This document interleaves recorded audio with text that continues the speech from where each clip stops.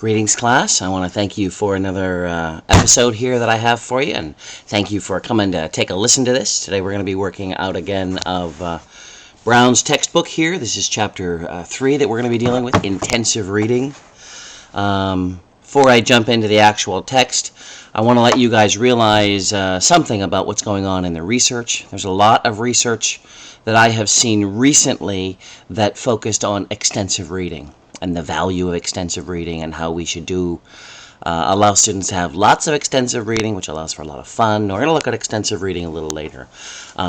But this chapter is going to be on intensive reading, and as I have been saying in my other classes, my other lectures, balance is going to be good. That you'll want to have a little bit of the extensive and you want a little bit of the intensive, and you should gauge what your students are interested in as you go along. Intensive reading is more work, less play when you're dealing with language learning.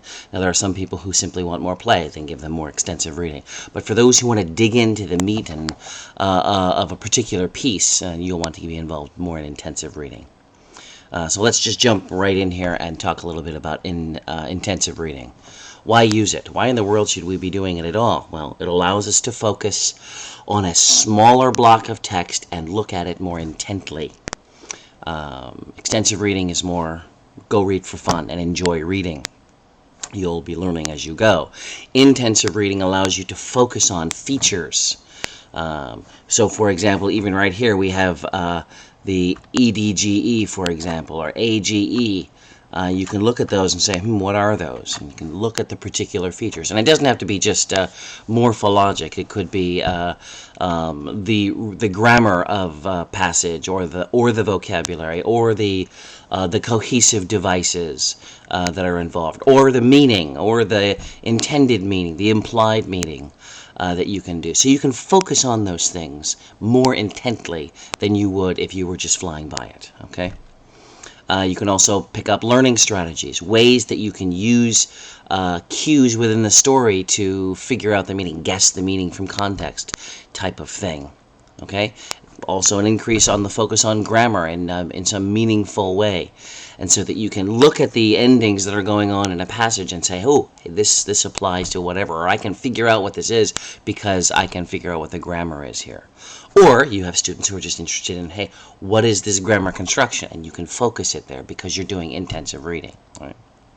How does today's teaching make tomorrow's texts easier? It was a great quote out of the book here, and I would think that we want to be able to be doing that. Is my teaching today going to make reading easier tomorrow? Are the things, are the skills, are the strategies, are the points of interest, the points that we're going to focus on to notice, are they going to help my students to be able to read later on when they get to a different text? And really, that's something that we as teachers ought to be doing, and we can use intensive reading to do just that. Some other things that you can focus on. Focus on high-frequency items. We talked last time about high-frequency vocabulary and that you want to memorize those outright. High-frequency items, whether it's vocabulary, whether it's sentence forms, but you want to look for whatever those things that you're going to be using a lot, that you see a lot within the language, and focus on them.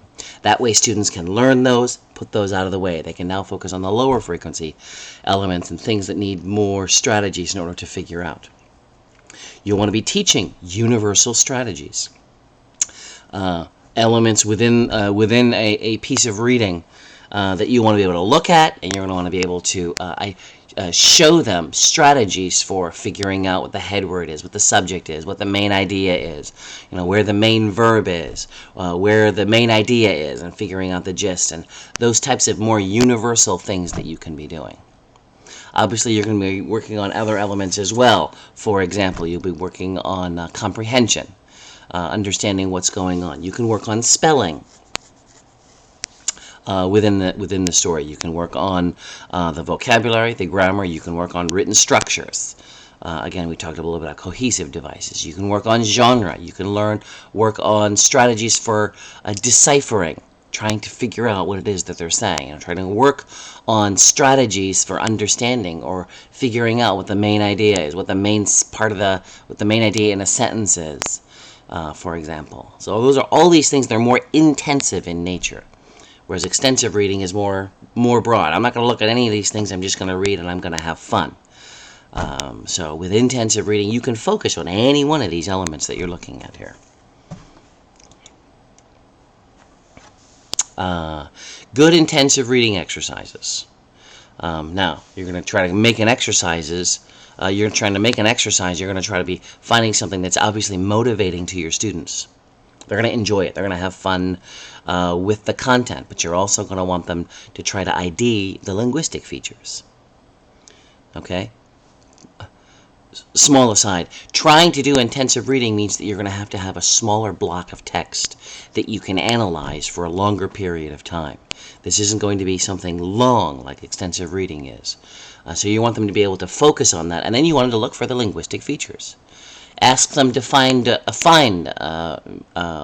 parts of the sentence, the parts of a paragraph, for example, so that they can try to identify what things are. And eventually, as they're identifying these, they're going to stop and they're going to say, hey, what's this linguistic feature? I don't know what this is. And, maybe it's a reduced clause or it's an adjective clause. I've never seen it before. And so you can stop and you can focus on that and let them look at it. Encourage the students to go read if they're going to have a question, right? Okay, so they're reading this, say you're giving them this text, and the questions that you have, the exercise that you have, is going to encourage them to actually want to read the passage. So it should be motivating. You can also use these activities for diagnostic purposes. Find out whether they can understand the complexity that you've deliberately included in that passage, or the difficulty of the vocabulary, or the difficulty of the message. It may be that the message is very bland, but it may also be that the message is implied. And so it's going to be harder to find that. But you can use the reading as a test to find out what they know, what they don't know. Okay? And making them can be easy. He actually talks a little bit later on how, although it's easy to make, sometimes the creation of the questions that follow, the comprehension questions, are not so easy to make because we're not so sure what it is we're looking for. Next section of the book, Nation talks about comprehension questions. Are they good? Are they useful? And he basically says, yes, they are useful to a certain extent, but they're also vague sometimes in their purpose. So comprehension questions should be localized. In other words, it's not a generic question about people in general, for example. It's about the people who are in this particular story, again, for example. So it's localized. The questions are localized to this. They're more specific. If you have comprehension questions, you should recommend that your students read the questions first. And then the questions will actually drive them to want to read the passage. So you should be looking to try to get students to read, the comprehension questions should try to drive them to go read the text, okay? Again, comprehension questions can sometimes be difficult to identify what the purpose is. And I don't know that I have seen that when I was creating comprehension questions, because you generally have a purpose. Do they know this information? Do they know that information? Can they find the meaning from this section? Do they understand this grammar or this vocabulary? So I don't see that, but he indicates that sometimes it's difficult to create. When you're creating questions, you've got a variety of things that you can look at when you're creating questions. You've got the 5 W's: who, what, when, where, why, right? Who, what, when, where, why. Yeah, that's 5. Okay. You can use those questions to question words to create questions. You can make yes, no, true, false, multiple choice, fill in the blank type of questions. So you have a passage, and then you try to create questions off of it. And there are a number of options that you can have there. You can also have them do things like translate or summarize. Okay, and summarize by deletion is where you have a section, you take one piece out, and then they have to summarize that piece, and then you take another piece out, and then you take another piece out. It was a neat little activity that he had there in the book. But when you're making questions, you want to try to get them to read the text. You want to encourage them to read that particular text. You want to find small texts. Again, that's one of the more difficult things in teaching, is that the majority of the materials that we have, that we get from the authentic materials that we have, are longer. And how do you find something that's shorter? And there are places out online where you can find shorter materials that they can create questions, that you can create questions on, that they can focus on for intensive reading. little bit more on comprehension questions. Other things that you can focus on with a comprehension question, and besides just the actual information, okay, which is the first point here.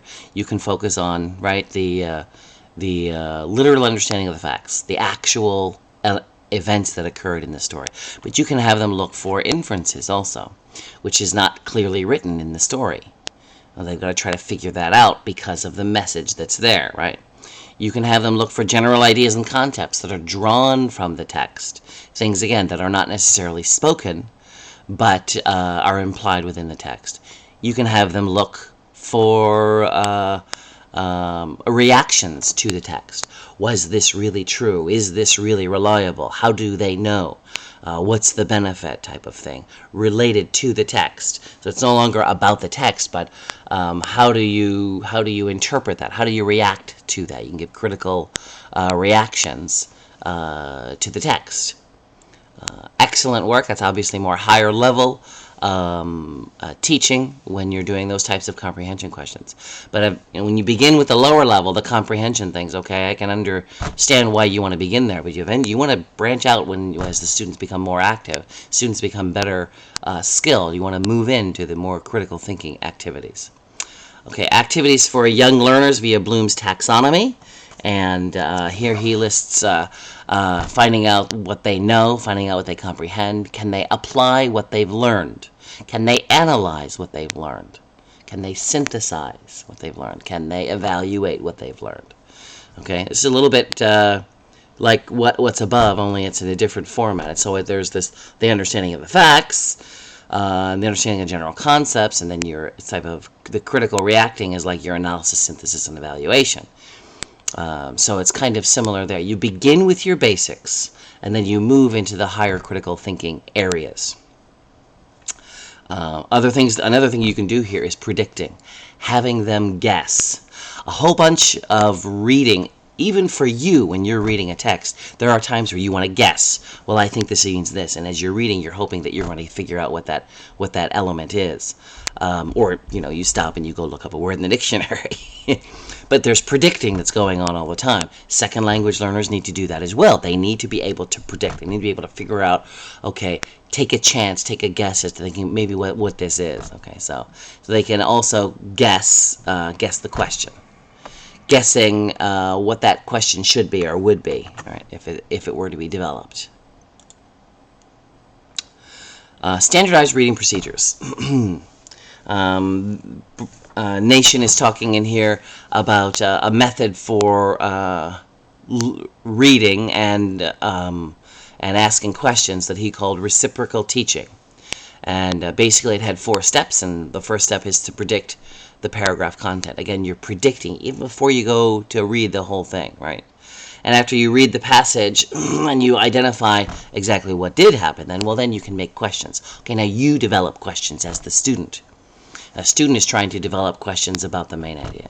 The student then tries to summarize the main idea.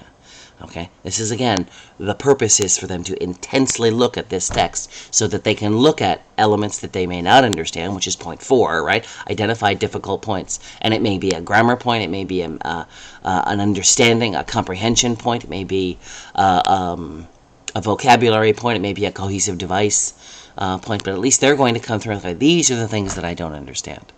I personally like this style of intensive reading because it forces students to now say, to tell you, the teacher, and to tell themselves, this is what I'm having trouble with. This is what I need to work on. Okay, you let them be the teacher in that sense, right? You're not showing them, right? You let them teach. Let them take over. Let them tell you what's wrong, what they need to learn. Then you can help them with that. So I do like this idea of reciprocal teaching. This CORI, or concept-oriented reading instruction, is something that I'd never heard before I read Nation. It is a nice breakdown of, again, activities and ways that you can use the text to allow the students to analyze all those components. And he's got a list here that you have right here, that you see. Activating the background knowledge. In other words, you want to do some pre-work, making sure that students can understand what's going on back there. You can give them questioning, okay, and this can be pre-questioning. before they begin. Then they can go search for information. After they read the passage, you can say to them, okay, now can you summarize this? Can you organize this graphically, right? Can you structure the story, kind of like put it into an outline or put it into some hierarchy? This core idea, again, is similar to the two that we just saw before, where you begin with predicting, you begin with some of your basic content, and you move into more higher critical thinking ideas. Again, I've never seen core used before, but as I look at it and I read it in the text, to me it looks similar to other types of critical thinking skills, where after you learn the basics, after you can summarize, take it apart, as it were, you can then go back and then analyze it critically. What's good about it? What's not good about it? Let's move on. One of the primary jobs of a language teacher is to develop independent learners. And we want to develop independent learners so that they don't need us anymore. They can do these things by themselves. And this means that we, as intensive reading teachers, want to find ways to show them the strategies that they need, want to show them the tricks, the tools that they can use in order to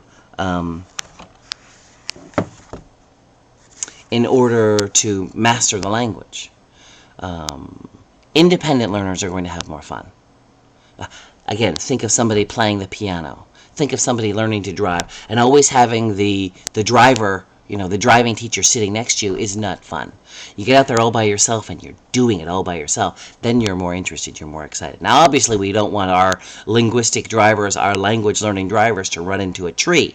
So we want to help them out there, but we want to be able to try to encourage them to become independent learners. So some things that we're going to do here: we're going to model, we're going to scaffold, we're going to give them guided practice.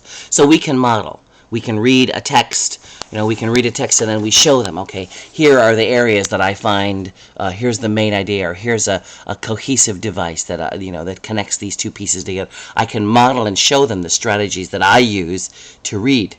Okay, then I can come alongside them and I can help them as they're going along and trying to do it themselves. Then I can step back even further and I can say, here are the things you need to, here's the checklist that you maybe want to do as you read this to help you try to understand all the components, right? So I want to walk through this process. Wrong one. Oh, that was the right one. Look at that. There we go, I got it. Took me a while to find it, sorry about that. We want to develop independent learners. I often tell my ESL students, my job is to lose my job. My job is to become unnecessary so that you as language learners can do it all by yourself. It's great to have a teacher, but they need to be able to do it themselves, just like a piano teacher, just like a piano student needs to be able to play the piano by themselves, teach themselves, feed themselves, as it were. Always great to have someone there to support you, but in the event that no one is there, right, you want to be able to do it yourself. Okay, let's take a look at intensive reading and vocabulary. As I said before, when you do intensive reading, you can focus on a variety of elements. One of them is vocabulary, and it's a great opportunity to focus on high-frequency vocabulary that they're typically going to run into. You, as a good teacher, when you're doing intensive reading, you may want to have some pre-teaching. Pick a select group of words that you believe they're going to run into and not know.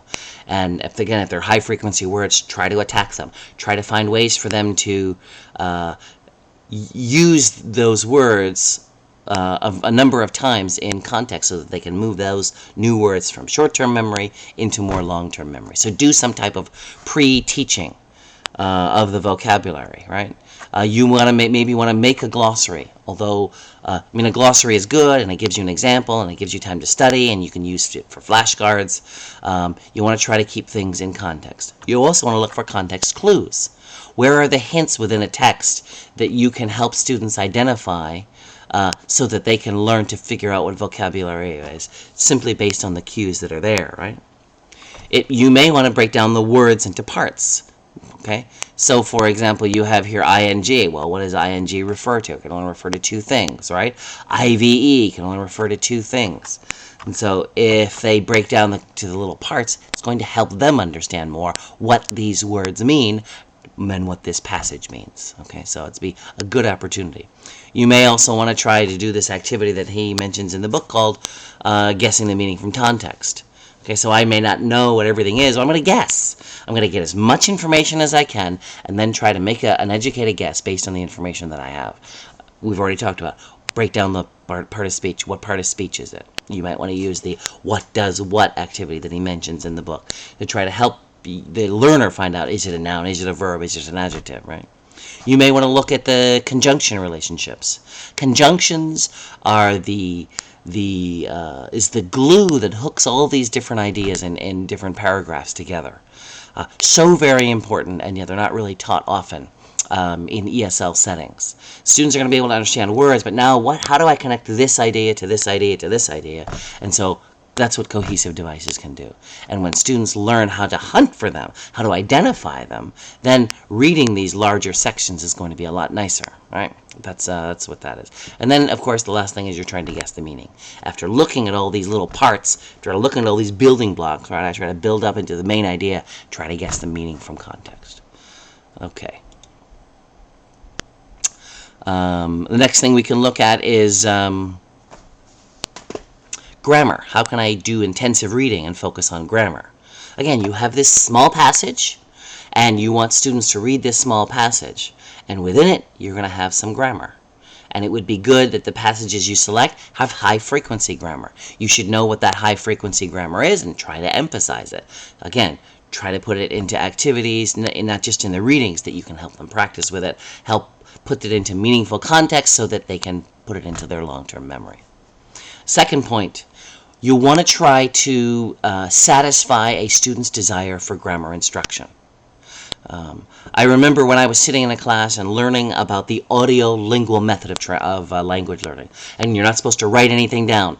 Nothing is written down. You just listen, repeat, listen, repeat. And there was a kid in class, and he's writing the answers on his jeans. His desire to write things down so that he could memorize them was so great, he was breaking the rules. He didn't want the teacher to know because he was going to get yelled at. There are many students in many parts of the world that want to learn grammar.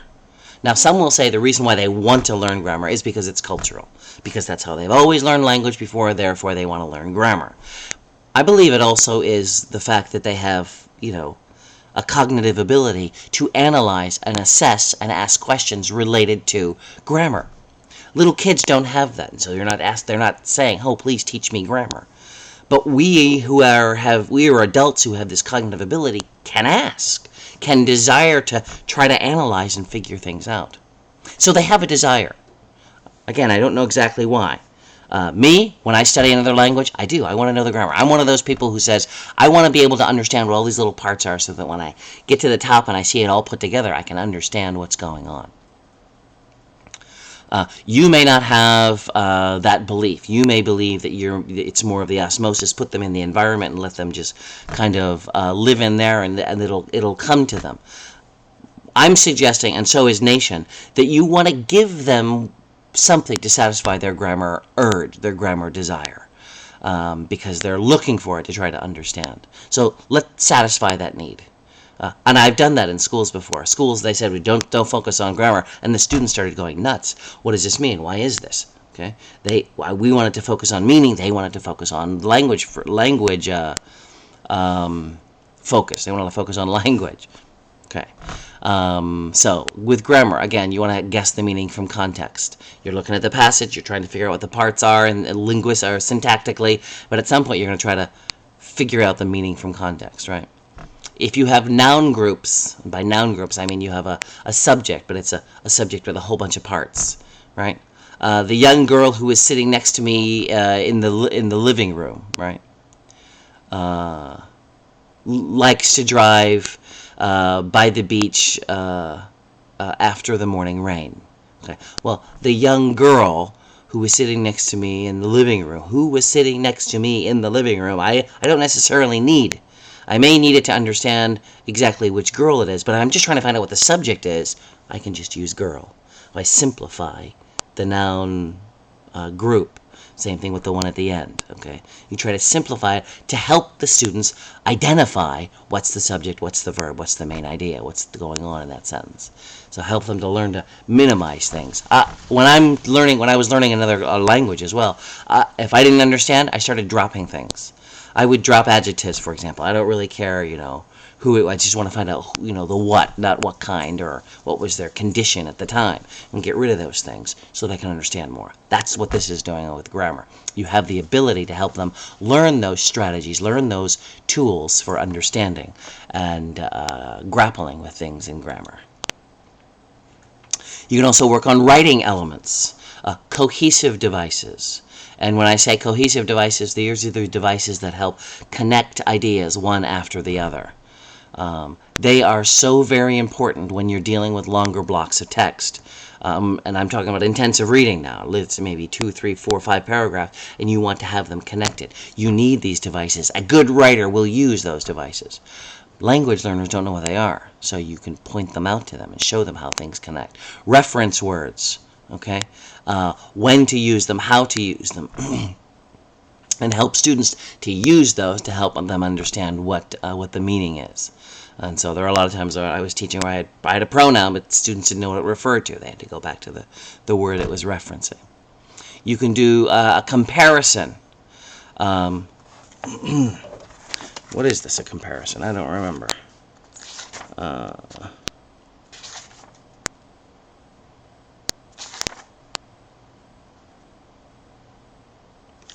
Comparison, what they're talking about here are more what I would call logical connectors. Comparison words, conjunction words, all types of logical connectors. And these are words like likewise, even though, similarly, not only but also. Those types of conjunctions that help, again, connect sections together. Most students that I run into at the intermediate level, they know 3 or 4 of these connectors, and, but, so, and that's about it. And they overuse them. They don't know how to use them properly. So you can now introduce them to a plethora of cohesive devices so that they can branch out with their writing skills and appear more natural when they write, especially if they're doing academic writing. So intensive reading really has a lot of options, a lot of good things that you can do to help your students learn more. But it's intensive. They're focusing very much on the grammar, or very much on the linguistics, or very much on the specific meanings within those sections. And it can be tiring. Some people would rather not do that. They'd rather just talk about the story, or the issue, or the content, or what they want to step back. They don't want to look too deeply, and that's okay. But intensive reading gives you that opportunity.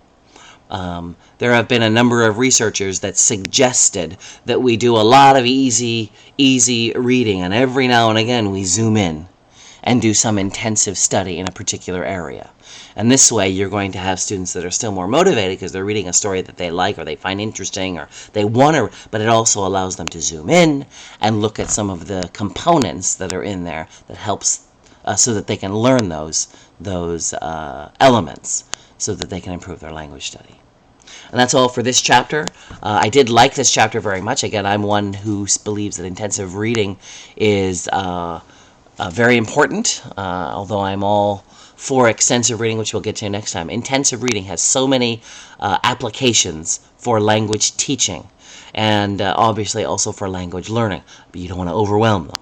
And that's going to be the big thing. I don't want to overwhelm my students, so that I'm going to give them as much intensive as I can so that they can learn the components, but at the same time I want them to be able to do extensive so they can enjoy their reading and reading context, okay? If you do have questions about this chapter, please let me know. You should be putting notes about this lecture up in your journal as it's indicated online, and I hope to set up a time for all of us to get online with the live session.